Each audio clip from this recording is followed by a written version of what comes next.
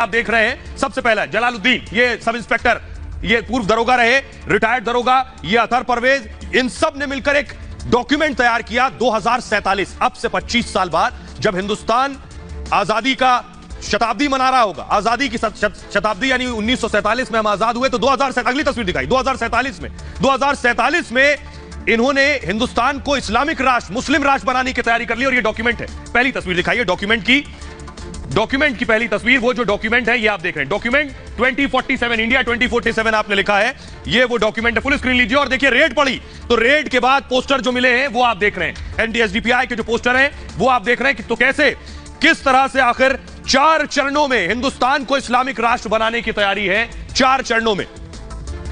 तो देखिए तैयारी है, ये सब जो चीजें मिली हैं उनके घर से, यही वो फाइल भी मिली है, फास्ट आइए प्लीज, यही वो ग्राफिक्स के जरिए मैं आपको दिखा रहा हूं। 4 स्टेजेस हैं, हिंदुस्तान को इस्लामिक राष्ट्र बनाने के 4 तरीके हैं।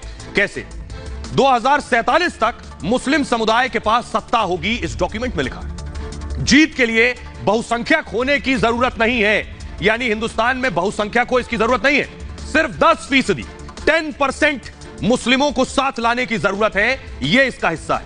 10% मुस्लिम बहुसंख्यकों को घुटने के बल ला देंगे, यह इसमें लिखा हुआ है।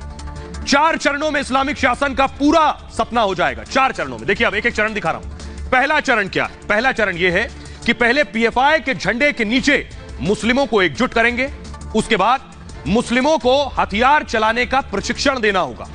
फिर दूसरा चरण आ जाएगा, ये 2 फेज हो गए, मुसलमानों को हथियार चलाने का प्रशिक्षण दे लिया, ट्रेंड हो गए। अब क्या होना है?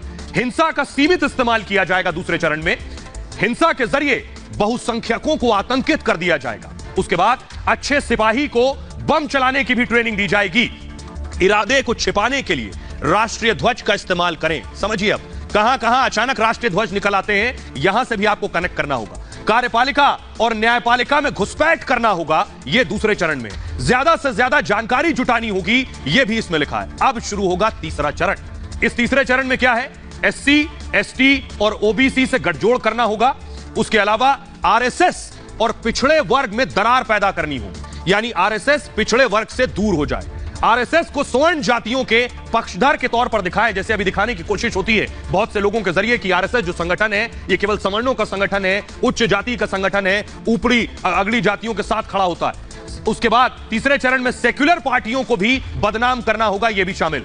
मुस्लिमों और एससी, एसटी, ओबीसी की अपनी एक पार्टी बनानी होगी तीसरे चरण में। इसी चरण में हथियारों का स्टॉक भी बढ़ाना है, इसी चरण में शुमार। अब आया सबसे आखिरी इंपॉर्टेंट चौथा चरण, इसमें है पीएफआई की अहमियत बढ़ानी होगी। कैसे? पॉपुलर फ्रंट ऑफ इंडिया की इंपॉर्टेंस बढ़ाई जाए। पीएफआई को मुस्लिमों का निर्विवाद संगठन बनाना होगा, यानी सबसे ज्यादा एक्सेप्टेबिलिटी पीएफआई की हो, अन्य इस्लामिक संगठन किनारे किए जाएंगे।